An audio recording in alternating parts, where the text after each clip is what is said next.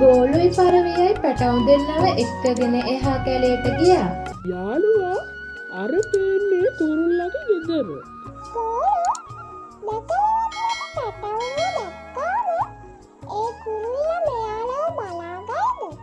වෙන කරන්නම දෙයක් නෑ යාළුවා. ඒ ගේ ළඟ මේ දෙන්නට ඉන්න කියලා බලමු. මොනවද වෙන්නේ කියලා. හොඳ දෙයක් වෙයි කියලා හිතමු. මෙහෙම කතා වෙලා ගෝලුයි පරවියයි පැටව් දෙන්නට ඒ ගේ ළඟින් ඉන්න කිව්වා. පැටවුනේ ඔයාලා දෙන්න මෙතනම ඉන්න. මේක තමයි ඔයාලගේ අලුත් ගේ. මෙහෙම කියලා ගෝලුයි පරවියයි එතනින් ගියා. වෙනදට අම්මට මෙච්චර තරහ ගිහින් නෑ. අපිත් එක්ක අද තමයි ගොඩක් තරහ කියපු දවස. මීරා අඬන්න එපා. ටික දවසක් අපි මෙහෙ හිටියොත් අම්මා අපිත් එක්ක කතා කරයි. එතකොට අපිට අම්මා ළඟම ඉන්න පුළුවන්. මෙයාලා මෙහෙම කතා කර ඉද්දී කුකු එතනට ආවා. පැටවුනේ ඔයාලා කවුද? මෙතන මොනවද කරන්නේ? නන්දේ අපේ අම්මගේ නම බට්ටි. අද උදේ ඉඳන් අපේ අම්මා අපිත් එක්ක තරහින් ඉන්නේ. අපි අම්මා කියන දේ ඇහුවේ නෑ කියලා. අපිත් එක්ක කතා කරෙත් නෑ. නැගිට්ටෙත් නෑ. නිදාගෙනම ඉන්නවා. ගෝලු මාමයි පරවි මාමයි තමයි අපිට මෙතන ඉන්න කිව්වේ. අපි ටික කාලයක් මෙහෙම හිටියොත් අම්මා කතා කරයිලු අපිත් එක්ක. මේ සේරම අහගෙන හිටපු කුකු මොකක්ද වෙලා තියෙන්නේ කියලා තේරුම් ගත්තා. හරි පැටවුනේ එන්න එහෙනම් ඇතුළට යමු. පැටවුන් එක්කන් ගේ ඇතුළට යනවා දැකලා හැංගිලා බලාගෙන හිටපු ගෝලුයි පරවියයි ගොඩක් සතුටු වුණා. ගෝලු දැන් තමයි මගේ හිත නිදහස් වුනේ. එහෙම කියලා දෙන්නම එතනින් ගියා. පැටවුනේ මට ඔයාලට බොරු කියන්න බෑ. ඔයාලගේ අම්මා තරහින් නෙමෙයි ඉන්නේ.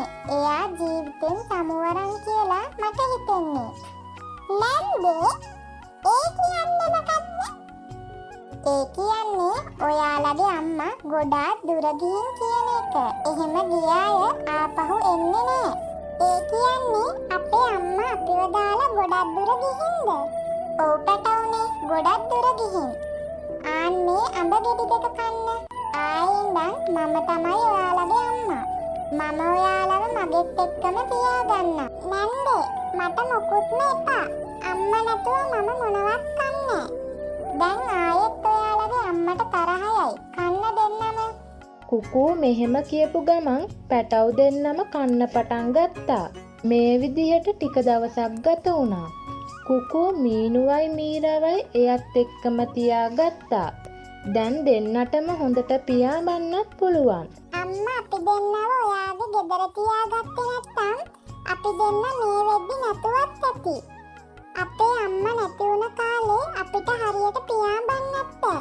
පැටවුනේ ඔයාලා දෙන්න ඔහොම කියන එක මුලින්ම නවත්තන්න. ඔයාලා දෙන්නම මගේ පැටව්. මම ඔයාලට ගොඩක් ආදරේ දන්නවද? ඔයාලා නැතුව අනිවාර්යෙන් මට ජීවත් වෙන්න බෑ. එක දවසක් රෑ හයියෙන් වහින්න පටන් ගත්තා. මේත් එක්කම ලොකු හුළඟකුත් ආවා. කුකුගේ කූඩුව හුළං කර වැඩිකමට කඩාගෙන වැටුණා. එයාලා ගහක් උඩට ගියා. පැටවුනේ ඔයාලට තුවාල මොකුත් නෑනේ. නෑ අම්මා ඔයාට තුවාලද? මම හොඳින් පුතේ අපේ ගේ තමයි කඩාගෙන වැටුනේ. මෙහෙම කියලා කුකු දුකට අඬන්න පටන් ගත්තා. අම්මේ මේපා අපි ඉන්නවා අම්මට. අපි හෙට උදේම ගයක් හදන්න පටන් ගමු. දැන් අපි ලොකුයිනේ. ඊට පස්සේ එදා දවසේ රෑ පුරාවටම ඒ ගහේම හිටියා.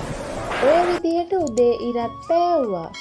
මේ වෙලාවේ ගෝලුයි පරවියයි කෑම හොයන්න කුකුගේ කැලේ පැත්තට ආවා. මෙහෙම එද්දී කුකුව දැකලා දෙන්නම එතනට ආවා.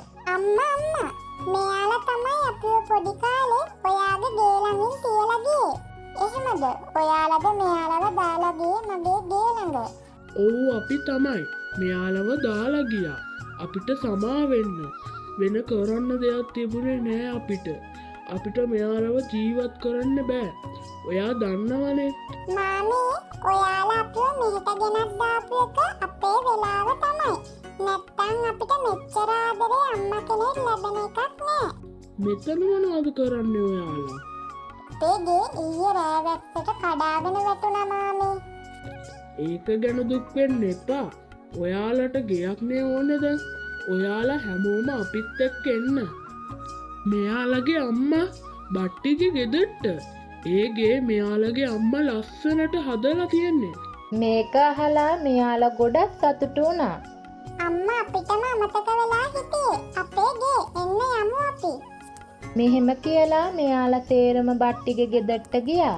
මෙයාලා බට්ටිගේ ගෙදර ගොඩක් සතුටෙන් ජීවත් වෙන්න පටන් ගත්තා. මව නැති පැටව් දෙන්න එක කොටස නරඹා අපිට කමෙන්ට් කරපු ඉනෝකා සහ රේනුකා හැමදාම අපිත් සමග රැඳෙන්න. ස්තුතියි ඔයාලට. ඔයාලගේ නමත් කියන්න මේ කාටුන් එකට කමෙන්ට් එකක් දාන්න ඔයාගේ නම. පුංචි යාළුවනේ අදට මම ගිහින් එන්නම්. හෝ පුංචි යාළුවනේ චුට්ටක් ඉන්න ඉවර නෑ.